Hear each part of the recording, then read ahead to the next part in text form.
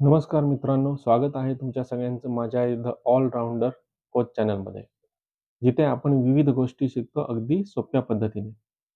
तर आतापर्यंत आपण इंग्लिशमधील काळ, प्रश्नार्थी वाक्ये याबद्दल सर्व काही शिकलो आहोत. पण आज आपल्याला आणखीन एक महत्त्वाची गोष्ट शिकायची आहे आणि ती गोष्ट आहे सहाय्यकारी क्रियापदे. इंग्लिशमध्ये ज्याला ऑक्झिलरी वर्ब असे म्हटले जाते. सहाय्यकारी क्रियापदांचा उपयोग तुम्हाला इंग्लिशमध्ये बोलताना टाळता येणार नाही.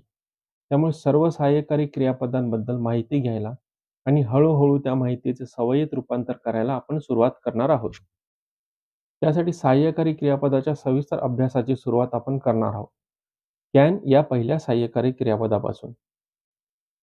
कॅन या सहाय्यकारी क्रियापदाचा वापर प्रामुख्याने योग्यता किंवा क्षमता व्यक्त करण्यासाठी होतो.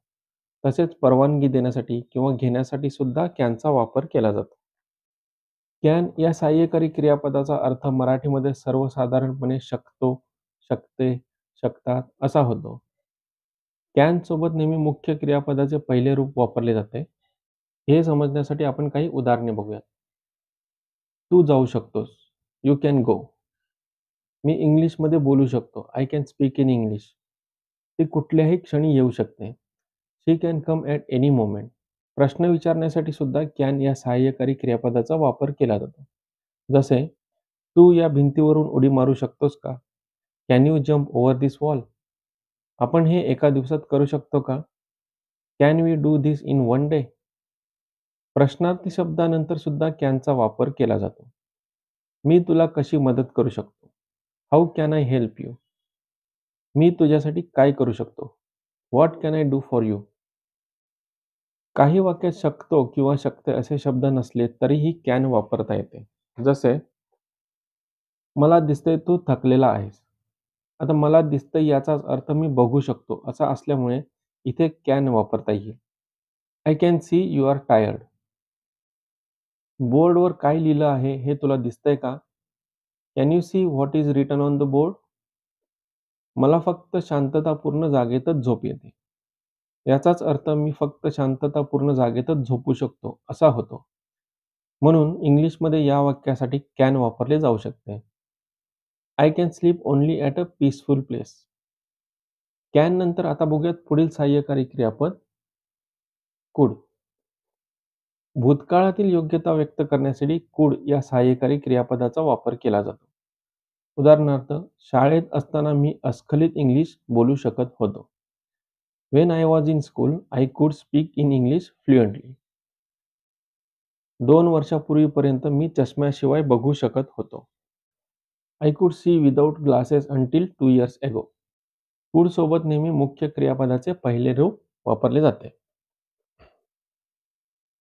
मराठी वाक्याच्या शेवटी शकला नाही, शकलो नाही, शकले नाही असे शब्द असतात, तेव्हा सुद्धा कुडचा वापर केला जातो.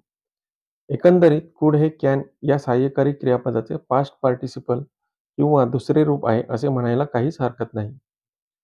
तो माझ्या प्रश्नाचे उत्तर देऊ शकला नाही.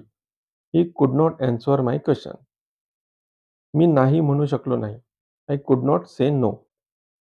कमी शक्यता व्यक्त करण्यासाठी किंवा एखाद्या गोष्टीची निश्चित माहिती नसेल, तेव्हा सुद्धा कुडचा वापर केला जातो. काहीही घडू शकतं. Anything can happen. तो घरी असू शकतो. He could be at home. Can या सहाय्यकारी क्रियापदाचे नम्र रूप म्हणून किंवा परवानगी घेण्यासाठी किंवा विनंती करण्यासाठी सुद्धा कुडचा वापर केला जातो. तू मला ₹100 उसने देऊ शकतोस का? कुड यू लेंड मी ₹100? मी तुझं पुस्तक घेऊ शकतो का?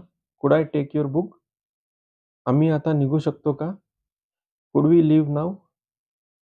कॅन आणि कुड नंतर आणखीन एक सहाय्यकारी क्रियापद बघूया. कुड हॅव. शकला असता या अर्थाने कुड हॅवचा वापर केला जातो. उदाहरणार्थ, मी तुला मदत करू शकलो असतो. I could have helped you. Could have सोबत नेहमी क्रियापदाचे तिसरे रूप वापरले जाते. तू मला हे काल सांगू शकला असता. You could have told me this yesterday. मी काय करू शकलो असतो? What could I have done? तो आपली मदत करू शकला असता का? कुड ही हॅव हेल्प्ड अस? कुड हॅवचे नकारार्थी वाक्य बनवण्यासाठी कुड आणि हॅवच्या मध्ये नॉट हा शब्द वापरला जातो. त्याने हे केलेलं असू शकत नाही. He could not have done this. कुड नॉटच्या ऐवजी कुडंट सुद्धा वापरू शकतो. आता बघूया या भागातील शेवटचे सहाय्यकारी क्रियापद. Will be able to. भविष्यकाळातील एखादी शक्यता किंवा क्षमता व्यक्त करण्यासाठी विल बी एबल टू या सहाय्यकारी क्रियापदाचा वापर केला जातो. उदाहरणार्थ, तू लवकरच इंग्लिशमध्ये बोलू शकशील. You will be able to speak in English very soon. तो हे करू शकेल का? Will he be able to do this? मला वाटतं कॅन, कुड हॅव आणि विल बी एबल टू ही सहाय्यकारी क्रियापदे तुम्हाला व्यवस्थित समजली असतील. तर तुमच्या बोलण्यामध्ये ह्या सहाय्यकारी क्रियापदांचा वापर करून तुमचं इंग्लिश स्पीकिंग आणखीन परफेक्ट करा. या व्यतिरिक्त आणखीन बरीच सहाय्यकारी क्रियापदे आहेत, जी शिकण्यासाठी आपण भेटणार आहोत पुढच्या व्हिडिओमध्ये.